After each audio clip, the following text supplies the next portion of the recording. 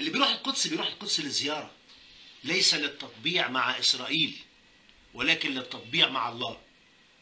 للتطبيع مع الله.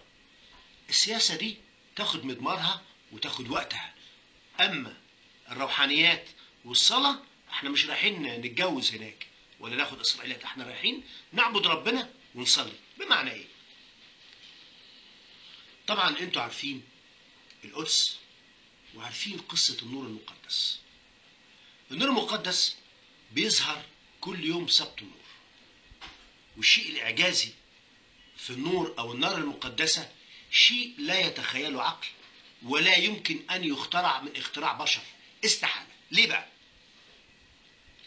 بيجي عدة مطارنة أساسي لازم يكون فيهم مطران أرثوذكسي، إن ما كانش فيه مطران أرثوذكسي معاهم لا يمكن يخرج النور المقدس.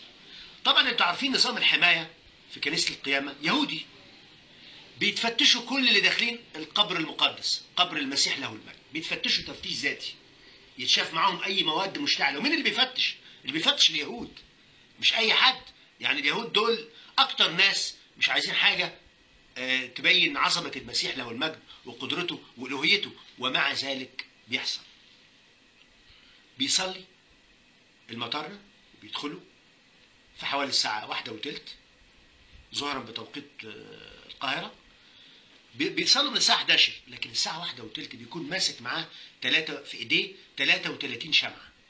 بيطلع نور بألوان الطيف، نور يولع ال 33 شمعة اللي في ايديه. من ال 33 شمعة الشعب بينور، وكل الكنيسة بتنور نور مقدس. الشيء العجيب في هذا النور أن هذا النور بيبقى نار قوية مشتعلة، ولكنها لا تحرق لمدة 33 دقيقة.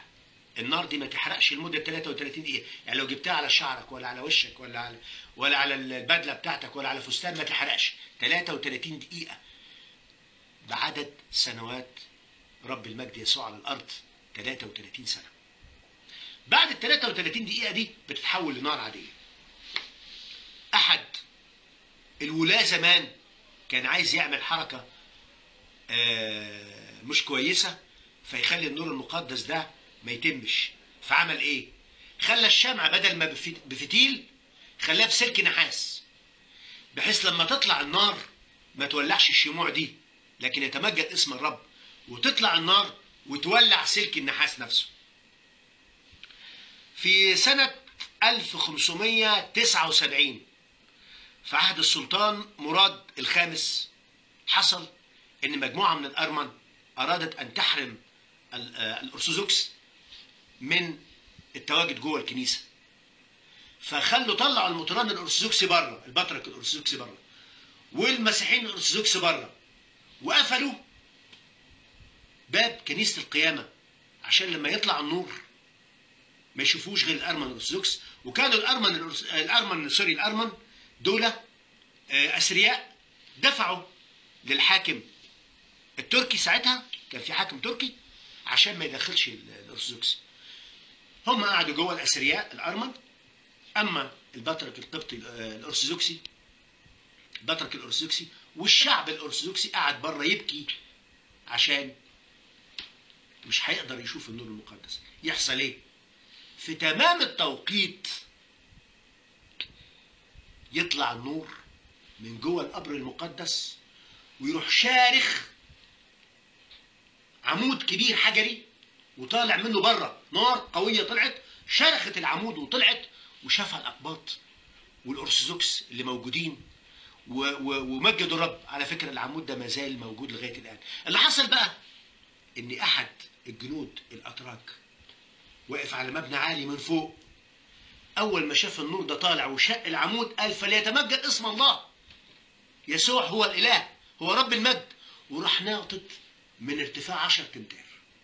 لما نط من ارتفاع 10 أمتار ينزل على رخام، الرخام اللي نزل عليه كان كالشمع تحت رجله، لدرجة إن بصمة رجل هذا الجندي التركي تركت أثرها على الرخام.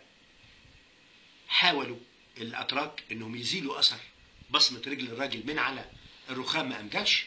هذا الجندي التركي أعلن مسيحيته وللأسف الأتراك أخدوه وعذبوه وحرقوه. جم اليونان بعد كده أخدوا عظام هذا الجندي ووضعوه في أحد الكنائس. ده تاريخ. رب المجد بيتجلى بنور إعجازي وإلهي كل سنة. أليست هذه دعوة من رب المجد للتمجيد؟ ده رب المجد بيقول امشي معايا خطوة أمشي معاك خطوات. كيف ننسى كنيسة القيامة؟